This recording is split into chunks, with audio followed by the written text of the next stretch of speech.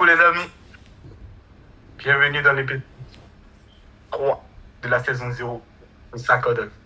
Aujourd'hui, on va parler principalement et uniquement de Liga. La Liga. Cette année, la Liga a été le championnat qui nous a donné toutes sortes de palpitations. Avec Barcelone, premier du championnat dès le début de la saison, à 10 points d'écart avec le Real en novembre.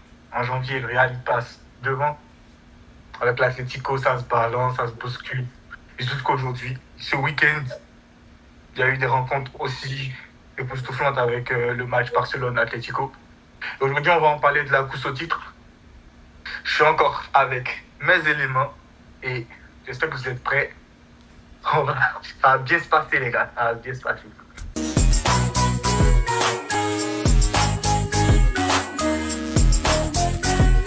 Du coup, ma première question aujourd'hui, c'est concernant le match Villarreal-Atlético. Real de Madrid, désolé. Real de Madrid qui a joué mardi ou mercredi, en Ligue des Champions contre l'Atlético, c'est allé jusqu'en prolongation. Et ils ont croisé Villarreal. Pour vous, qu'est-ce que vous avez pensé du match? On va commencer par Bilby. Après, moi, je trouve que c'est pas la meilleure équipe qui a remporté déjà le match, vu que dans le jeu, Villarreal était meilleur, à mon avis.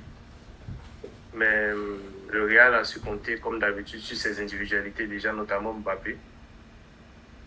Même si le premier but, pour moi, il fait partie déjà du jeu qui a amené le but, mais bon, pour moi, c'est un coup du sort. Hein. Et voilà. Je me dis que Villarreal aurait dû battre le Real de Madrid. Toi, qu'est-ce qui n'a pas marché? Je pense que c'est le manque d'efficacité déjà devant le but. Et un Courtois qui était vraiment.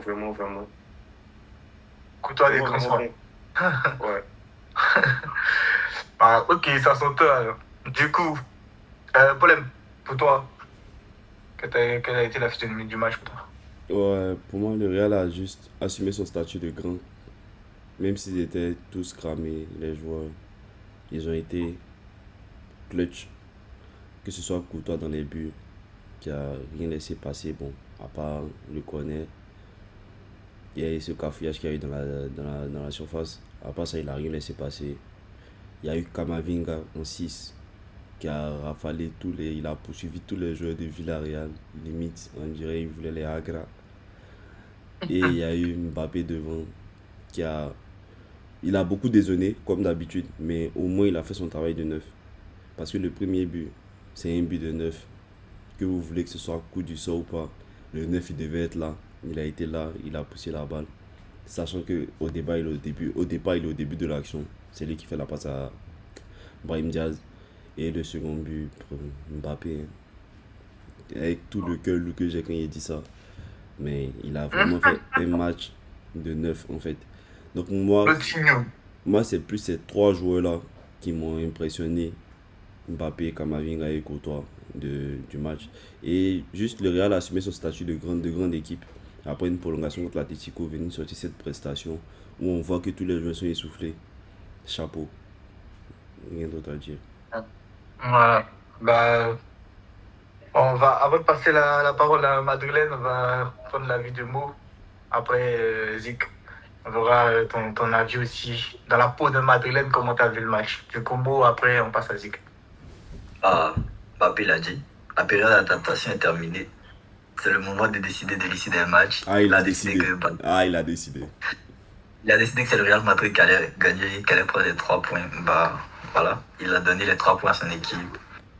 Et moi, je voyais le Villarreal quand même faire peut-être un match nul. Mais moi, Villarreal, ils me déçoivent un petit peu quand même cette saison. Parce que ils ont, si le papier, moi, je pense qu'ils ont des joueurs pour avoir plus que ce qu'ils ont, notamment Nicolas Pepe. Bon, Nicolas Pepe, cette saison, franchement, moi je suis un peu dessus. parce qu'il a seulement un seul but en Liga. C'est vrai, il était blessé, mais wesh, un seul but. Franchement, pour moi, il doit faire mieux que ça. Tu parles de. Tu me dis Nicolas Pepe cette saison. C'est vrai que la dernière saison, toi, tu étais côté Nicolas Pepe, c'était quelle saison? Après, tu vois, qu'il était en Turquie. Nicolas Pepe, franchement, ça fait un moment. Non, c'est qu'il était à. Là, en Turquie, Kazalia ou bien quoi. Oh, rien du tout. Trabzon. Rien du tout. Sa seule saison qui est dans ma tête, c'est à Lille. Nicolas Pepe, franchement, moi, il me déçoit un peu parce que moi, je pensais que c'est le moment pour lui de se relancer. Je ne sais même pas si Villarreal va le garder après cette saison. Mais voilà, franchement, Villarreal, il me déçoit un peu. Real, sans profiter, 3 points. Voilà. En dehors du terrain, il est fatigué. Belle story, man. Ok, bah du coup, j'ai terminé la parole à Zik. Vas-y. C'est vrai. Mais pour moi, en fait, c'est avait tout du match piège. Donc, du coup, je pense que l'objectif, c'était juste prendre les 3 points, peu importe la manière. Kylian, après ce qu'il a dit dans les médias, tout ça, pour une fois, il a pu donner un match, pas un gros match, mais au moins un match correct. Et je pense que défensivement, ça fera tout la même chose jusqu'à la fin de saison. Donc, est-ce que les individualités pourront se relayer pour décider de l'issue? On l'espère. Et voilà. Pour moi, c'est peut-être pas un match impressionnant, tout ça. Villarreal méritait mieux, c'est vrai. Heureusement pour le Real, Kylian a pu être décidé par 2 fois. Donc voilà, un match piège, surtout avec la fatigue. Bon résultat sans plus. Bah, ok. Bah, du coup, on a fait le tour par rapport au Real. Et moi, si vous voulez savoir mon avis, pour moi, c'était le moment pour Villarreal d'aller chercher quelque chose. Parce qu'à l'aller, je crois que le match, il se ressemblait à l'aller. Villarreal méritait quelque chose. C'est fini 2-0. Le Real avec plus de réalisme. Ils ont gagné le match. Vous venez chez vous, vous les recevez. Ils ont fait un match de fou en Ligue des Champions. Ils sont allés en prolongation jusqu'au tir au but. Ils sont épuisés, ça s'est vu à la fin. Bellingham qui court partout en train de vomir, je ne sais pas s'il est en train de mourir ou quoi sur le terrain. Même Mbappé, il était sonné de fou. C'est un match, normalement, vous devez le gagner. Vous devez être réaliste, vous devez terminer les actions. Ils ont eu beaucoup de... je ne sais même pas si à la fin, c'est pas eux qui ont dominé le match en termes de possession. Ils ont eu 21 tirs, le Real a eu 9 tirs. C'est une dinguerie, en fait. C'est une dinguerie quand tu sors de ce match, de ce qu'on a vu, parce que j'ai regardé le match, mais de ce que j'ai vu avec une défaite. C'est vraiment grave et voilà, ça montre que Villarreal, cette saison, je pense pas que leurs objectifs étaient poussés parce que c'est un club qui est censé jouer les places de Ligue des Champions, les places européennes de la Ligue des Champions, même pas l'Europa ou quoi que ce soit. Je sais pas, ils sont quels actuellement? 5e. Derrière Bilbao. À Bilbao. Ils sont 5e? Ils sont 5e, c'est l'Europa League, non? 5e. Ouais. C'est l'Europa League. Villarreal, ça doit jouer la Ligue des Champions au moins. Et bah, ça, c'est des matchs comme ça pour Villarreal ils doivent les gagner. C'est des matchs comme ça, montrer au moins que voilà, ils peuvent aller titiller les grands déjà de leur championnat pour au moins donner. Déjà, quand on parle du championnat espagnol, il y a des gens qui ont tendance à minimiser ces clubs-là. Parce qu'ils n'arrivent pas à finir des matchs comme ça, avec des opportunités comme ça. Il faut gagner, tu vois. Tu arrives avec un Liverpool qui est sonné avant-hier ici, Newcastle, ils frappent. C'est comme ça. Tu croises une équipe qui est sonnée, tu la frappes. Tu fais pas n'importe quoi. C'est dommage qu'on se retrouve comme ça avec... Ouais, mais c'est mérité déjà pour Kylian Mbappé. J'aime pas parler de lui parce que c'est pas un joueur que j'apprécie, je le dis ouvertement. Mais voilà, il a fait sortir du Kiki Lotin de Bondy et voilà quoi. Ça a donné la victoire au Real. Du coup, avant de parler de la course au titre, on va parler rapidement parce que les 2 gros matchs, ça a été parce que déjà le 3e et le premier se rencontraient. Donc on va parler directement de cette rencontre-là, cette merveilleuse rencontre où on est passé par toutes sortes d'émotions. Ça a commencé 1-0 à la mi-temps. C'est revenu, ils ont marqué, la même personne, Sorloth, toujours lui, qui finit par marquer, qui marque contre Barcelone, quel que soit le club où il finit par marquer contre Barcelone. Et Barcelone. il y a le 2-2 et après la fin, 4-2. Je vais citer des noms parce que je sais qu'on va en parler. Déjà, Sorlot, Alvarez, Lewandowski, Inigo Martinez. Je veux parler de Chesney aussi parce que bah voilà, il est là. Ce soir, il n'a pas fait beaucoup, il n'a pas été beaucoup inquiété, mais le peu, il a été serré sur certaines actions, ce qui a évité beaucoup de. On aurait pu prendre plus s'il avait fait de mauvais choix.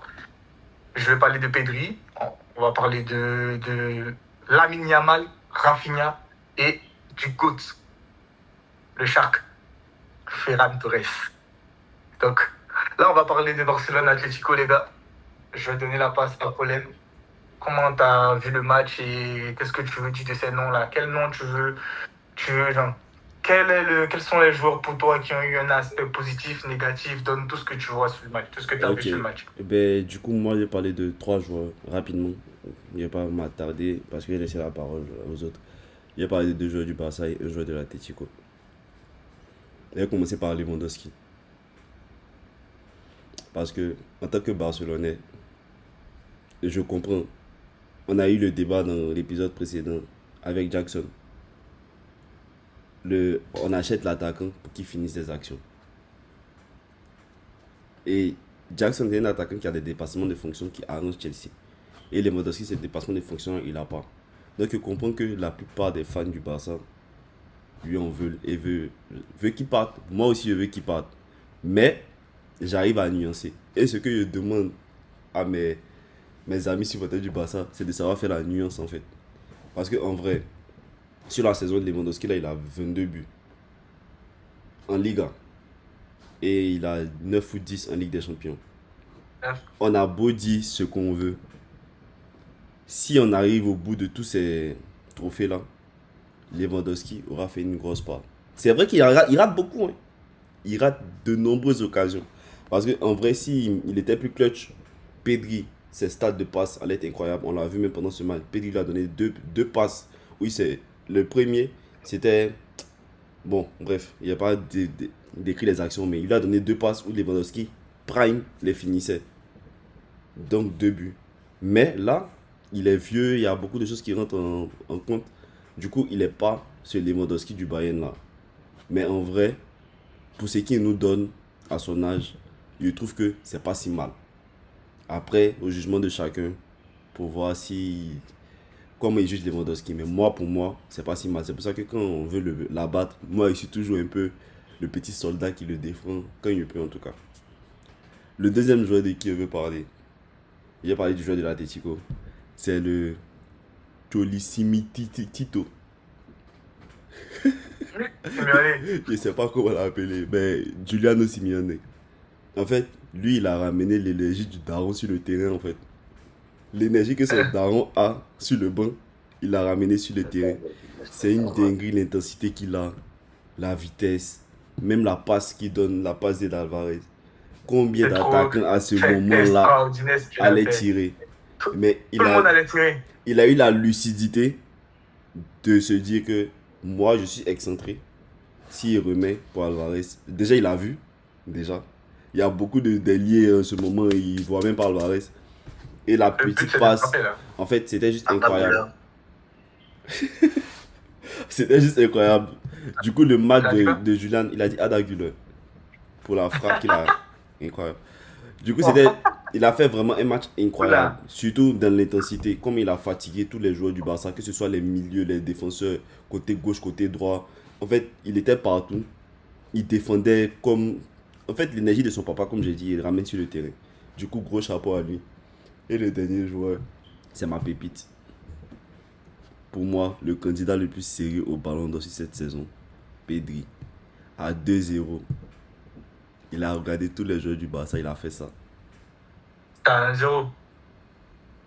Mais peu importe. Mais il a fait ça. Et comment dans... En fait, Johan Cruyff l'a dit. Il a dit, le plus dur au foot, c'est de jouer simple. Le plus grand exemple de ça, c'était Sergio Busquets. après Sergio Busquets. Moi, je pense que Pedri, la simplicité qu'il a sur le terrain, comment c'est facile pour lui de jouer. Pas de jouer technique, hein, de jouer simple. Il faut apprendre ça dans toutes les écoles de foot. Et c'est pour ça qu'il mérite son ballon d'or. Et je m'arrête là. Merci de m'avoir écouté. T'as même pas demandé qui est ballon d'or ou quoi que ce soit. Mais bon, vas-y. Non, Vas-y pour ton moi, avis je par ne voulais rapport pas au parler match. du match de Pedri. Merci mais déjà pour ton avis par rapport au Propagande ballon d'or Pedri. Je ne parle pas du match de Pedri. Propagande ballon d'or Vas-y. Pedri. Bilby, qu'est-ce que tu penses de ce match? Moi, je pense que déjà, on a détruit le Cholissimo. On a détruit le Cholissimo déjà. Je pense que le Wanda, il doit vraiment faire froid au Wanda Metropolitano parce que on leur a fait le coup qu'ils nous ont fait déjà en Coupe du Roi. Et déjà, pour parler des joueurs, Du Roi, ils n'ont pas gagné. Hein. ouais, mais revenir au score, tu vois. Ça, c'est un truc qu'ils nous ont fait à l'aller, tu peux dire. Ouais. Ils nous ont gagné comme ça. Ouais. Maintenant, pour revenir sur les joueurs, moi je pense que, comme Paul l'a dit, Lewandowski, certes, il a manqué quelques occasions, mais au moment où il a failli porter ses fruits, bah, tu vois, pour remonter déjà à 2-1, le geste qu'il fait déjà pour pouvoir planter le but, c'est vraiment fort, tu vois. C'est vraiment fort. Sur la passe d'Inigo déjà qui a dépassé déjà ses fonctions. Mais bon, il y a un autre joueur déjà qui, moi, me tape sur le système, c'est Solot. Et j'arrive pas au fait à comprendre à quel point il peut être fort quand il joue contre le Barça. Tu vois. Parce qu'à chaque fois qu'il joue contre le Barça, peu importe le nombre de minutes qu'il va faire sur le terrain, j'ai l'impression que, au fait, lui, il ne joue. Il a choisi d'être footballeur que pour le Barça, tu vois. Que pour le Barça. Il se donne à fond et forcément il va planter un but. Et pour revenir sur ce que Paul m'a dit, pour moi, le ballon d'or, c'est Rafinha. Parce que le match qu'il nous sort hier. Qui vous a demandé le ballon d'or? En vrai de vrai. En vrai de vrai, je ne l'ai pratiquement pas vu du match, tu vois. Et ils sont un centre pour le GOAT. Déjà, lui aussi, il doit être favori au ballon d'or. Parce que ce qu'il a fait hier. C'est vrai. C'est vrai, Ferran Torres, il mérite. Putain, c'est une dinguerie. Ce qu'il a fait hier, il mérite d'être parmi les 4 sélectionnés au ballon d'or, déjà. Parce que oui, je pense que lui, c'est un talent incompris. Voilà. Sur le centre de Rafinha, la tête qui sort là. Mon frère, j'en ai les frissons. Ça va? Je vais laisser les autres parler, c'est bon. Allez, Paris. Vas-y, Mo, dans ton avis avant de passer la parole à. Vas-y. Bah, Le seul moi, hater déjà, de Barcelone. je voulais féliciter l'Atlético parce que il ressort d'une séance de tir au but en Ligue des Champions contre le Real Madrid. On s'est dit qu'ils allaient être cramés. Et moi, avant le match, je les voyais même pas marquer 2 buts. Hein. Pour moi, on allait les écraser. Mais ils ont mené 2-0 jusqu'à la 70e minute. Franchement, C'est une dinguerie. Franchement, bravo à eux. Et je vais pas reciter les joueurs parce que le fils de Cholo, franchement, c'est un joueur que je n'aimais pas. Mais je commence à apprécier parce que il est fort. En fait, il est fort. Honnêtement, il est fort. Et à l'image de en fait, c'est son père en joueur. Parce que il y avait une action même. Il joue sur le côté droit et il était en train de défendre sur le côté de Koundé. Il était en train de faire un pressing à Koundé et il y avait tout le stade qui l'applaudissait. Franchement, bravo à lui. Et après, il y a Ferran Torres. Franchement, Ferran Torres, il doit plus être titulaire. Moi, je pense que Ferran Torres, on doit lui dire, toi, tous les matchs après toi pour la 70e minute, tu vois, parce que déjà, sur son but aussi.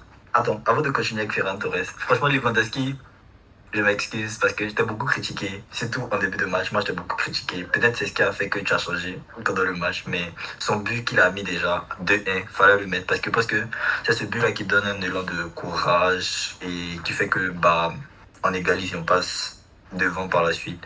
Ensuite, sur le but de Ferran Torres, il y a l'appel qu'il fait, qui attire le défenseur, qui laisse l'espace, qui ouvre l'espace à Ferran Torres. Et franchement, c'est comme ça que moi je veux voir Lewandowski. Enfin, ça me frustre un peu parce que je me dis pourquoi il fait pas ça alors qu'il je sais qu'il peut le faire, mais il fait pas ça. C'est pourquoi on va le vendre. On va jouer avec Evan Guessant s'il le faut. Et bah voilà, franchement, moi c'est un match qui m'a mis plein d'émotions parce que je croyais, mais à un certain moment j'ai douté un peu. J'avoue que j'ai douté un peu. Un lâche. Pour moi, à 2-2, j'étais déjà satisfait. Voilà, on a mis le 3-2, 4-2, franchement bravo. Et avec ce mental-là, je pense qu'on peut aller chercher tous les trophées, toutes les équipes. Il n'y a personne qui me fait peur aujourd'hui. Franchement, il n'y a personne qui me fait peur. Voilà. Vas-y, Zik. Je suis vraiment heureux de la victoire. Et voilà. Vas-y, Zik. Toi, en tant que supporter de Real Madrid, comment t'as ressenti le match? Déjà, je sais que tu voulais une défaite de Barcelone, ça allait t'arranger déjà. Absolument. Maintenant, comment tu as ressenti le match et les retournements? Bah, déjà, je pense toujours à ce mime qui dit tout ça pour ça. Je vois Atletico, ça monte 2. Tu te dis, ah, bon, peut-être aujourd'hui, on va mettre la télé, on se met les popcorn, on s'assied. Et Ça s'assied toujours, hein. S'assied toujours. Et toi, tu t'assieds d'abord. Et le Barça m'a fait me lever très vite, pour dire la vérité. Mais plus sérieusement, je pense que si on peut dire en toute honnêteté que le Barça, franchement, moi, je suis impressionné cette saison parce que pour une équipe aussi jeune, je pense que il y a aussi des passages de palier au fur et à mesure de la saison. J'ai vu une équipe aujourd'hui qui est beaucoup plus forte mentalement. Bien sûr, vous n'arrivez pas toujours à gérer vos matchs, et ça se voit. Mais mentalement, vous êtes plus fort. Par exemple, à 2-0, je ne sais plus si c'est à 1-0, 2-0, j'ai cette image de Pedri en tête. C'est quelqu'un qui est jeune. Pedri, c'est pas un vétéran, mais mentalement, déjà, il arrive à diriger l'équipe. Et pour moi, en fait, il devait ressortir 2 joueurs par le fils de Simeone. Ça serait vraiment Pedri, en fait. Parce que Yamal, j'ai fatigué, j'ai plus de mots pour Yamal. Chaque semaine, il me montre quelque chose qui n'est pas de son âge. Mais Pedri, vraiment, les gars, même les yeux d'un rival, Pedri, c'est fou, en fait. Donc, moi, On t'a mal entendu vers la fin. j'ai dit Pedri, c'est le football, en fait. Même si on met la rivalité à côté, c'est pour ce genre de joueur qu'on met devant la télé. Donc, bravo Barcelone. La conspiration continuera. Si je veux parler football et parler de ce match, les gars, je vous l'ai dit. Ça, je ne sais pas s'il y a des gens qui étaient là, mais je vous l'ai dit. Il y a un petit truc qui a changé dans la mentalité de cette équipe que j'apprécie. Hier, on se serait pris 1 but, 2 buts. On avait Messi, le meilleur joueur du monde. Mais dès que lui, il a baissé sa tête, le club a baissé sa tête. Ballon était fini. Le match il était fini, il était plié. Tous les talents que tu veux, tout le monde est là. Et vu qu'on avait une seule personne sur qui on comptait décanter les situations, tout le monde plongeait. Aujourd'hui, depuis le début de la saison, les gars, depuis le début de la saison, Barcelone, même quand tu es mené 1, 2, t'as même pas peur. T'as même pas peur. Parce que tu vois de Koubarsi jusqu'à Rafinha, tu vois des joueurs qui ont envie de gagner le match. Tu vas pas peut-être forcément gagner, mais jusqu'à la 90e minute, ils vont te donner cette envie-là d'aller le remporter. Du coup, toi, hier, tu n'as pas eu peur. Comment? Hier, tu n'as pas eu peur. Peur, oui. J'ai eu peur pour le titre. Parce que c'est un match crucial pour le titre. Mais, en fait, tu y crois. Genre, il y a un petit sentiment de... Parce que les joueurs n'ont pas baissé la tête. Tu vois, dans ce qu'ils montrent, t'es encore là. T'espères déjà. Tu te dis, s'il y a un but, ça peut changer tout. Tu vois, parce que eux, dans l'attitude, ils te montrent que, eux aussi, ils y croient. C'est pas comme avant où, dès qu'on encaisse 1-2, ils te montrent qu'ils n'ont plus envie, ils ont envie de rentrer. C'est ça, en fait, qui change. Tu vois, c'est pourquoi je dis t'as pas peur, sinon oui, tu crains un peu, tu te dis et si on met pas, et si ça n'arrive pas, tu vois. Mais dans l'attitude, ça te donne envie de continuer à croire. Parce qu'ils sont en train de jouer, tu vois, ils n'arrêtent pas. Et c'est ça. Et donc, du coup, moi, Moi, pour moi, ça, c'est un match de champion. C'est un match de champion de Liga, de Ligue des Champions. C'est un match d'un club qui a envie de gagner, d'être trophée, qui a envie de remporter quoi que ce soit. Et je suis fier aujourd'hui de mon club. Je l'ai porté, je le porte chaque jour quand il y a un match de Barcelone. Et cette année, je vous ai dit, on n'a pas le droit. C'est minimum 2 trophées sur les 3 qui restent. On a gagné 1. Il nous reste 2 trophées au minimum sur les 3 qui restent. J'espère qu'on va aller les chercher. Et si je veux parler rapidement de joueurs, moi, je vais vous citer Rafinha. À Barcelone, je vais citer Rafinha. Je le cite pourquoi? Parce que je l'ai dit aussi, ça fait un moment, Rafinha, n'arrive pas à l'oublier. Même quand il n'est pas bon, n'arrive pas à l'oublier. Parce qu'il va faire cette passe. Il va faire ce truc dans ce moment important qui va faire que quand le match va finir, tu vas parler de Rafinha. Je sais pas, il y a un problème. Il peut être mid, il peut être mauvais dans des matchs de Liga contre Retafe, comme quoi que ce soit. Mais quand tu as besoin de lui dans des matchs clutch, en fait, il va te faire cette passe, ce centre, ce décalage, ce pressing qui te fait qu'au final, tu dis qu'il a fait un bon match. Bon, au final, on sait qu'il n'a pas fait un bon match. Mais la passe du 2-2, il faut aller la chercher. Le 4, regarde, à la 96e minute, le pressing qu'il nous fait pour récupérer le ballon pour le but de Ferran Torres pour le 4. En vrai de vrai, moi, en fait, la saison de Rafinha, avec toutes les critiques qui étaient là les saisons précédentes, chapeau à Rafinha. C'est le seul nom que je vais sortir. Après, vous avez sorti beaucoup de noms d'Atlético et tout. Même Barcelone, moi, je vais applaudir Rafinha. C'est extraordinaire ce qu'il fait pour nous cette saison, surtout au moment où on a le plus besoin d'un joueur pour décanter une situation. En tout cas, bravo à lui. J'ai une question. Est-ce que vous ne pensez pas que si l'Atlético change de système de jeu, peut devenir plus dangereux? Parce que de jouer avec 5 lignes défensives, 6 lignes défensives, ok, c'est bien beau, tourisme, tout ça. Mais moi, je pense qu'ils ont les armes pour faire un jeu, je sais pas, comme Barcelone, avoir un jeu plus ouvert. Moi, je pense qu'ils peuvent, en fait. Et vous pensez pas? Bon, moi, je pense que ça commence mentalement, en fait. Ça commence par la mentalité du coach, personnellement. Parce que je pense que Simeone, j'ai pas envie de dire c'est quelqu'un qui se plaint, mais c'est quelqu'un qui, déjà mentalement, dit à ses joueurs. Parce que pour moi, quand ils affrontent le Barça, ils affrontent le Real, c'est pas qu'il y a des galaxies d'écart, en fait. Mais je pense pas qu'il leur dit, ah, on va aller sur le terrain pour gagner. Je pense qu'il leur dit, on y va pour ne pas perdre, en fait. Parce que pour moi, tu peux pas mener 2-0 à la 70e, c'est vrai, c'est une attaque de foot Barça en face. Et en fait, tu t'effondres. Et ça, c'est quelque chose qu'ils ont. Je pense qu'ils ont ce problème depuis plusieurs années. Chaque fois, en fait, au moment où ça compte, ils s'effondrent, en fait. Donc, je me dis que c'est un problème de mentalité, pas de qualité forcément sur le terrain. Et ça vient du coach pour moi. Moi, je ne les vois pas faire un autre jeu. En fait, c'est juste l'identité de l'Atlético. C'est l'identité de Diego Simeone. Genre, tu dois séparer les deux entités-là, en fait, pour avoir un autre jeu. Et puis, même dans le recrutement, regarde des milieux qui recrutent. Ce pas des milieux pour faire le jeu. Il prend des milieux pour combattre. Tu vois, Gallagher, il a les deux Paul. En fait, ce sont des milieux très combatifs, en fait. Ils vont pas te faire. Ils n'ont pas le plus beau toucher de balle. Mais ils n'ont pas forcément de Pedri. voilà, Respecte des Paul. mais dans la vision de jeu, dans la prise de décision, genre dès qu'ils reçoivent la balle, la prise de décision là où te mettre la balle, genre ils sont assez intelligents en fait pour te mettre la balle là où il faut, quand il faut en fait, pour le côté offensif. Mais quand tu n'as pas le ballon, tu sais que c'est des joueurs qui vont courir pendant 90 minutes, 120, même pendant 2 jours s'ils le font en fait. C'est désolé. C'est pour ça qu'il parle de la vision du jeu de Cholismo. Même dans ses recrutements, tu le sens en fait. Il veut pas ça.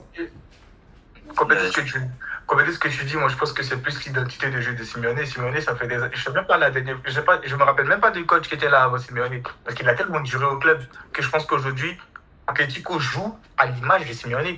Donc, ce que tu es en train de dire, ça peut exister, mais à partir du moment où Simeone part.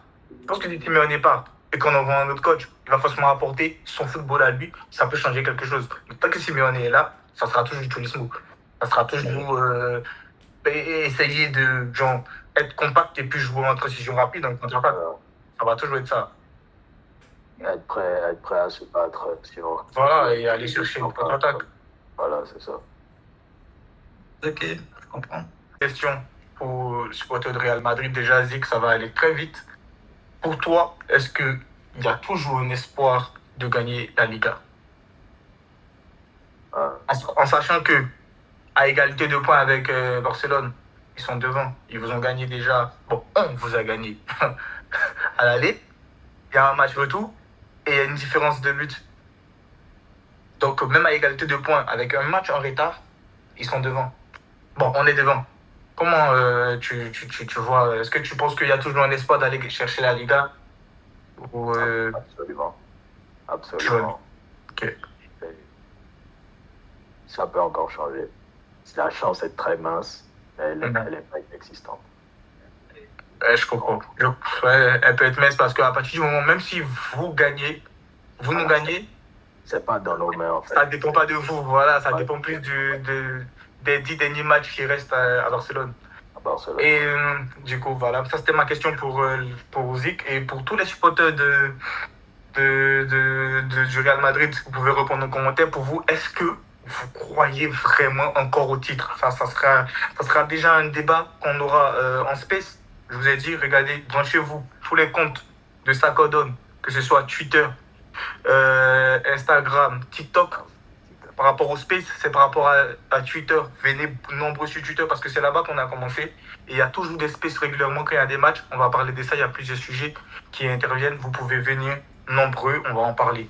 Du coup, ma question pour vous, supporter de Barcelone, j'en fais partie, mais je vais vous laisser répondre. Pour vous, est-ce que la Liga est assurée ou il y a encore, vous pouvez encore vous faire peur devant? Je vais commencer par bon. Non, franchement, moi j'ai pas peur. Et franchement, moi, en tant que supporter de Barcelone, honnêtement, mon vrai souci cette saison, c'est la Ligue des Champions. Parce que la Ligue, pour moi, la Ligue est déjà pliée. Moi, il n'y a rien qui me fait peur en Liga. Et à part des blessures. Parce que là, on a perdu Casado, on a perdu Inigo. Inigo, c'est 2-3 semaines. Casado, c'est fin de saison déjà. Si on... Heureusement, Eric Garcia n'est pas parti parce que. Eric J'ai dit. J'arrive pas à croire que c'est moi qui ai dit ça. En tout cas, bah. On a quelqu'un pour jouer quand même. Enfin, si on a des manques de joueurs, mais sauf si on a des blessures, pour moi, la Liga, je vois pas qui peut nous arrêter. Et avec. Oui. Attends, tu as sauté à Raoult, quoi. Tu as laissé Non, mais tu vois, quand j'ai dit Rigassa, j'ai plus parlé de la position de 6 parce que souvent. Il peut jouer 6, il Lyon, peut jouer DC. C'est vrai. voilà, c'est ça. Sinon, franchement, moi, j'ai pas peur de quelqu'un en Liga, que ce soit le Real Madrid. En fait, moi, des équipes qui me font peut-être peur, c'est des équipes comme le Celta. Mais depuis que Flick il est venu, moi, ces équipes-là me disent plus rien. Le match aller, ok, on peut perdre, mais au match retour, non, on va corriger ça. Parce que même tu as vu l'Atlético Madrid, le premier match, ils nous ont gagné en fin de match. Après, ils nous ont fait le même coup en Copa. Mais là, Flick, il a tapé sur la table, il a dit ça suffit, et ça suffit. Il y a des équipes comme, par exemple, Mallorca, qui nous ont peut-être gagné match nul, Sociedad, tout ça, mais au retour, on les a corrigés. Pour moi, c'est terminé. Il y a plus de ça, c'est terminé. Les Ghanais, on les attend, ils vont venir, on va. Sinon, moi, j'ai pas peur. Pour moi, la Liga, non. Allez-y, Billy. Qu'est-ce que t'en penses, Bouddha, la Liga? Un petit peu comme moi, je pense que j'ai pas peur, même si là, en fin de saison, on affronte les équipes qui nous ont un petit peu fait chier déjà. Je peux citer, Osasuna, Mallorca, Leganés, même Bilbao ou Giron et le grand Celta. Parce qu'à chaque fois qu'ils jouent contre le Barça, ils sont grands. Donc, bon, voilà, je me dis que le Barça, souvent, doit se faire peur un petit peu tout seul. Et j'espère vraiment qu'on a appris du début de saison. Et je pense que avec un Ferran en pétard, comme un Ferran en pétard comme hier, on peut gagner les titres tranquillement. Hein. Ferran Ballon d'Or. Vas-y, Pauline, Billy, ton corps. Ben pour moi, ça se joue toujours. C'est toujours en jeu. On n'est pas encore champion. Après 3 matchs, si on garde la même position, 3 ou 4 matchs, si on garde la même position, là on pourra parler de le titre est déjà en poche. Mais là, ça se joue encore hein, parce que les joueurs doivent. On a beaucoup plus de matchs que l'Atletico par exemple qui joue plus la Champions League. Du coup, on a plus de matchs que l'Atletico. Le Real, ils sont encore dans la Champions League, mais eux, ils sont derrière. Ils nous regardent en fait. C'est à nous de ne pas faire de faute, tu vois. Donc, ils sont dans Ouais. une meilleure position que nous. On a plus de pression. C'est nous qui On avons a toute plus la de pression. pression, voilà. Donc, les joueurs doivent garder la tête froide, prendre match par match. Et puis, si c'est au talent, bien sûr que ça va bien se passer. Mais bon, comme on ne peut Ouais. pas tout maîtriser, que ce soit blessure, les petits problèmes de concentration, la fatigue, tu as des joueurs qui ont beaucoup enchaîné. Il y a beaucoup de choses qui rentrent en compte en fait. C'est pour ça que moi, il me dit que c'est pas encore fini. Il y a encore 4 5 matchs décisifs. Genre les 4 5 prochains matchs de Liga seront très décisifs. Et après ça, on pourra parler de. On a le titre. Et toi, Gélo? Alors, d'accord. Moi, d'accord, pour finir, moi, je pense que c'est jusqu'au Classico. Moi, pour moi, c'est jusqu'au Classico. Parce que, en vrai de vrai, les deux matchs dont j'ai le plus peur, ce sont les deux derniers matchs. Bilbao? Il y a Bilbao et Villarreal, je pense. Ok. Les deux derniers matchs, je pense. C'est les Bilbao, deux c'est plus le gros dernier, matchs pour mais moi. avant, il ne sait pas c'est qui. Je pense que c'est Villarreal et puis Bilbao. Les deux se suivent, Ok. les deux derniers matchs. Mais c'est vraiment les deux équipes, peut-être actuellement parmi celles qui restent, parce que des équipes comme. Je pense que c'est des matchs qu'on va gagner. Mais justement, pourquoi je dis jusqu'au Classico? Parce que si on gagne tous nos matchs jusqu'au Classico et qu'on réussit à gagner ce Classico, bah c'est fini, on aura 6 points et différence de but. Donc en fait, ça sera plié pour moi. Même si on perd les deux matchs où j'ai peur, pour moi, c'est plié, tu vois. Donc, en clair, pour moi, en vrai de vrai, pour l'instant, c'est encore jouable. Si on s'amuse à perdre des points compte tenu de la Copa ou de la Ligue des Champions, on compétit, on essaie d'essayer de faire reposer, de faire tourner et puis on perd des points. On peut perdre la Liga sans se rendre compte, surtout avec des équipes qui vont rien lâcher. Des équipes déjà, il y a des équipes qui jouent le maintien, qui vont essayer de se battre, et des équipes qui cherchent la place en Europe, qui vont essayer de se battre. Donc, bah, en fait, il y a beaucoup de choses qu'on doit jouer jusqu'à ce qu'on arrive au Classico. Et par rapport au résultat du Classico, que ce soit victoire ou nul, à partir de là, moi je sais on est champion ou pas. Si on fait un nul, pour moi, on est champion. Si on fait une victoire, on est champion. Si on perd, c'est là qu'il y a de Il y a quoi. les calculs. Voilà, c'est là qu'il y a les calculs. Mais sinon, victoire ou nul, à partir de ce moment, pour moi, on est champion. Voilà, moi, pour moi, si on reste dans cette dynamique jusqu'au Classico et qu'on a un résultat victoire ou nul, pour moi. Bon, pour moi, c'est jusque là. Ça s'entend? Alors du coup, voilà, c'est un peu ça. Donc merci d'avoir été là, d'avoir partagé ce moment avec nous. Et comme je vous l'ai dit tout à l'heure, branchez-vous ça codonne et surtout, activez la cloche de notification, les gars. Cheese.